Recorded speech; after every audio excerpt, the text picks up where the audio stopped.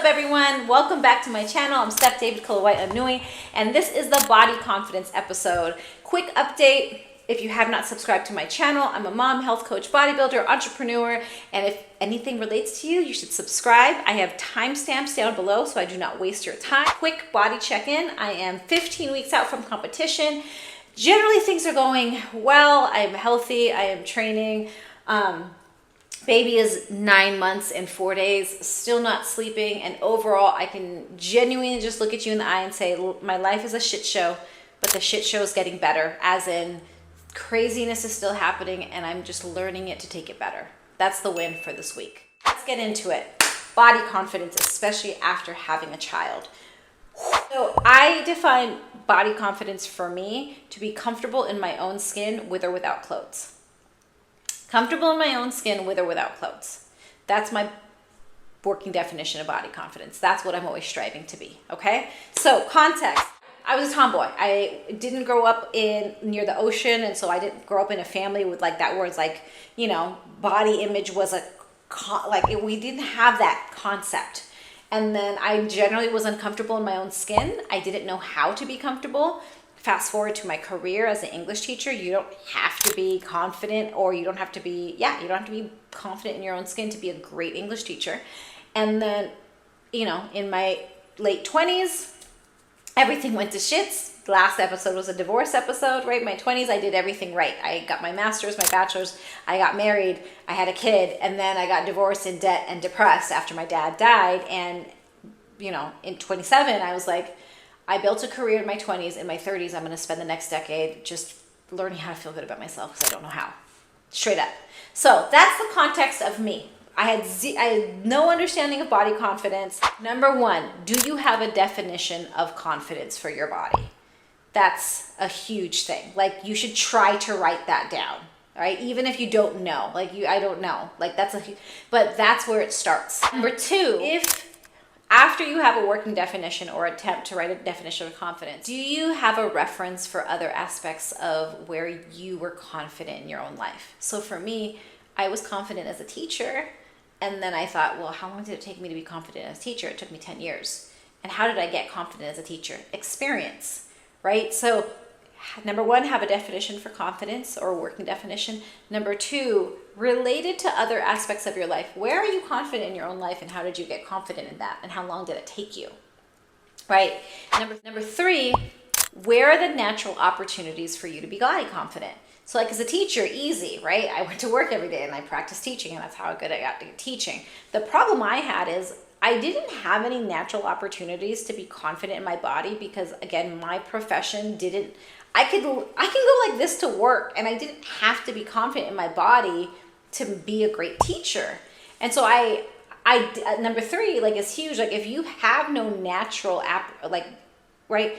Think about your life. If you're bad at something, you might just be bad at it because there's no opportunities for you to practice. So yeah, I had no understanding of my body. I was not confident in my body. And the truth is, I had also no natural opportunities to practice it. So four, naturally, can you create opportunities? Can you create opportunities to be confident in your body? Me living in the mountains, I really needed to stop wearing sweats and, you know, big t-shirts, and then looking at my body once a month, which means like once a month or once every 3 months, I'd go to the beach and be like, what the fuck is this? Like, that would be my life. And so just being honest, right? Number four, I needed to create more opportunities to practice body confidence. 5, frequency. Like, did I have to go to the beach all the time? Was body confidence just about being in a bikini? Was body confidence about different outfits? Do I have to get dressed up? Like, I had to really think about the times in which I'll be honest, I was hiding in my body. Frequency. 6, naturally all my friends were teachers, and living in the mountains in Hawaii, I was amongst a bunch of women who also wasn't confident. So I didn't really have any mentors around me to teach me about feeling good about my body. And that's like the other thing, is just like factoring in a community. If you don't have any friends or family, like, this is where coaching does tremendous. I've had an online coach for years, and one confident woman to teach me the skills transformed my life completely. And that's why, like, I don't coach body confidence, but I coach nutrition and I coach online because I know the power of a conversation and I know the power of a weekly conversation for 12 weeks. 7, what is the role of social media? Like, if you find yourself in the comparison trap, you got to be really careful because, oh my gosh, that's such a small snapshot into a world you don't even know. So for me, like if I find myself looking at a woman and being like, whatever, right, down the rabbit hole of comparison, I really will be like, is she 4'11", 5 feet? Okay, if she is, I will actually engage in, I'm just saying, like, you should have rules for comparison, right? So if she's 4'11", 5 feet, I'll go down that rabbit hole. If she's had multiple kids, I'll be like, okay, you're my people. Like, you've had children, you're 4 or 5 feet, I'm gonna look at your body. The third factor is, do you have multiple jobs? Because if you just have a nanny and multiple babysitters, like, I'm not gonna mess with you. You have a very different life than me. But 4'11", 5 feet, 2, 3 kids, and multiple jobs, then I'm like, I want to study you. I want to get to know you. I want you to be my best friend because I can learn a lot from you because you and I have similar, right, circumstances. So think about that. Like, it's not that I don't check out other women, but if I see another woman, I'm like, oh, like, you're a giraffe, I'm a penguin. What a fucking beautiful giraffe. That's it. I don't go down the like, oh, I wish I was whatever. Yeah.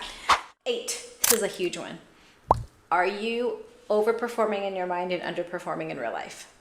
I do that. Like, I'm just going to tell you, like, when you have anxiety, you have so many relationships in your head, so many relationships that don't even exist. Like, it didn't even happen, right? So there are so many times where, like, I used to run it, like, oh my gosh, I don't want to go to the beach because I don't want, like, right, I don't want to wear this. I don't want to look like this. I don't want to feel like this. And, like, I would get so stuck in it versus if you want to be more clear, right? Clarity comes from engagement. Like, I wish I would have gone down the rabbit hole of trying on different bikinis more because I just, over time, I now understand which bikinis work for me and my body, but that's such a skill, right? So again, are you overperforming in your mind and underperforming in real life? Don't do it, or catch yourself before you do it.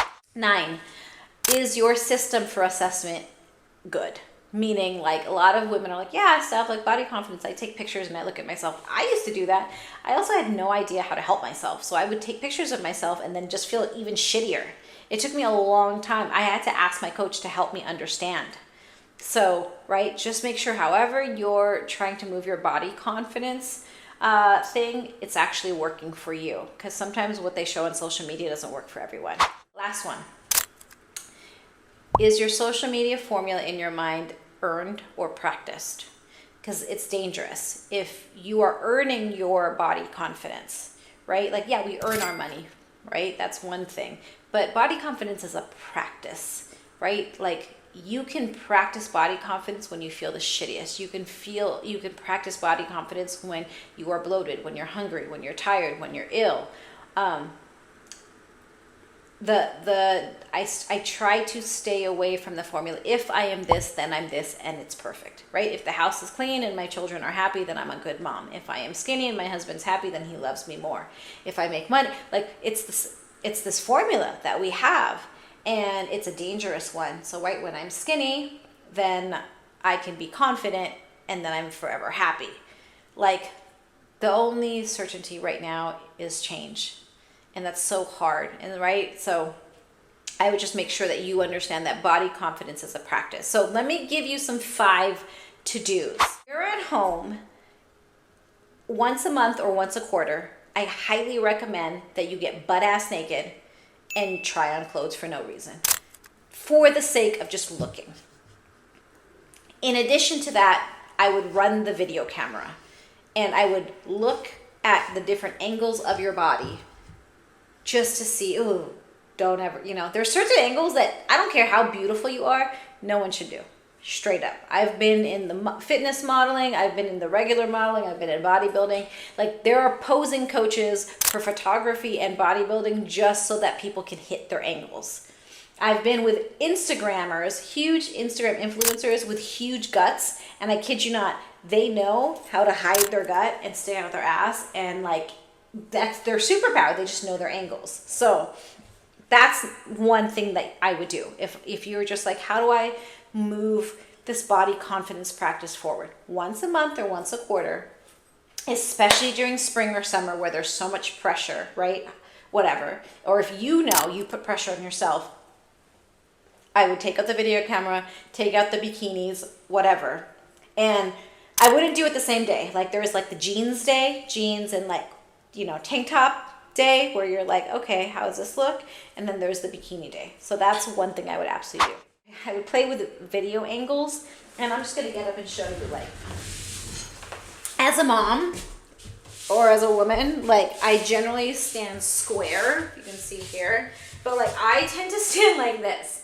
And so most times I look like freaking 3 feet, and all of a sudden, like once I realize if I square my shoulders back and stand nice and tall, this is huge. The other thing is I used to stand like this in photos, and then I would just be like, what a fucking frumpy ass girl. Like anytime you do like a 45 and add some shape, like bend an elbow, like your shoulders are gonna pop up, your hips are gonna pop up, right? A head tilt is gonna do much. Like it would be good for you to play with those angles and just see what works and doesn't, especially if you're doing a family Christmas photo or a holiday photo, or you're doing, you know, you're going to like a cruise, because I can't tell you how many clients I have that are like, stuff, I started my fitness journey because I saw a picture and I fucking hated it. I saw a picture of myself and I couldn't, like, it was so, like, I felt so gross. Right? These pictures are triggering. And the fun part is if they're triggering terribly, you can flip it to trigger you in the most exciting way. I saw a photo and I was so inspired, and it was me. I saw a picture of me, right? Like, so it's worth that. It's worth that because these pictures are forever ingrained in our memory. So that's number 3. What does it mean to you to be body confident? I was so afraid, you guys, to tell people that I was bodybuilding because I was like, oh my gosh, they're gonna think I'm vain. I'm vain. What does it mean that I'm vain? I'm vain. I'm selfish. I'm conceited. Oh my gosh, I'm conceited. I'm gonna be a bodybuilder. I'm gonna have an eating disorder. Like it was like boom, boom, boom, boom, boom. But I was learning so many great skills from bodybuilding. I was working with a coach. I loved coaching. I was learning about nutrition. I loved learning new exercises. Find someone you trust if you need more than just yourself to tell them what it means to be confident in your own skin. Because I can't tell you, every time a mom is like, you look fucking great, I'm gonna start crying. It's so emotional because I know they know how hard it is to add ourselves on the list, because we are last. Even if I work out at 4 in the morning, I don't do it because I want to wake up at 3:30. I am waking up at 4 a.m. to train. I don't do it anymore, but I used to because I was last on my list. And most moms know that even just getting on the list of to-dos is a thing.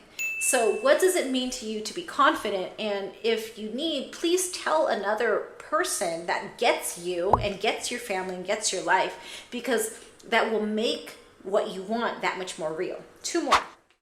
Be clear on what you didn't want. Not be clear on what you want. So I believe blurry dreams come true. I didn't want to be any older, right? Like I had a career, I had a child. I didn't want to be 30 and be good at insecure. That's the truth. Anything is a habit, good or bad or by default. And so be really clear. Like I didn't have to have a 6-pack. I didn't have to be skinny. I didn't have to be buff, but I definitely didn't want to be another 10 years of looking at a picture and putting it away, or like cringing, or like settling, being like, oh yeah, right? Like be really clear on what you don't want and tell someone who is qualified to be able to help you. Last one. It's a look and a feeling. It's both, right? And I have to express that in that, like, the look will come. If you're working on your body, your nutrition, your mindset, it's gonna come. It might take longer and it might be expensive, because like sometimes our self journey is expensive, but it's also priceless. But it's also a feeling in that, like, I wanted to be confident. Like case in point, I was finding myself insecure, getting insecure about being pregnant again and how much weight I was gaining. And I knew it was just uncomfortable. And I was like, oh gosh, I'm 38, 39. Am I too old to get pregnant, right? All these feelings. And so I scheduled a maternity shoot, a photo shoot, because photo shoots are really helpful for me because I get into my head and it gets really dark. And photo shoots are really helpful for me to see myself in a different angle because of the photographer is amazing. You know, and so anytime you feel like, okay, all these, like, you get into that formula, right? That earn formula, you can interrupt it by, like, again, having a mini photo shoot or taking photos by yourself. I use the app 1 second every day, and that, like, basically I take a bunch of photos. It just gives me a bunch of photos for 1 second for the month, and all of a sudden all the, like, dark images in my mind show me, oh my gosh, my life is okay. Like, I'm showing up, I'm okay. So I hope this just helps any mom who's really struggling with it, because I know it's hard and sometimes it feels really, really improbable, but it's not impossible.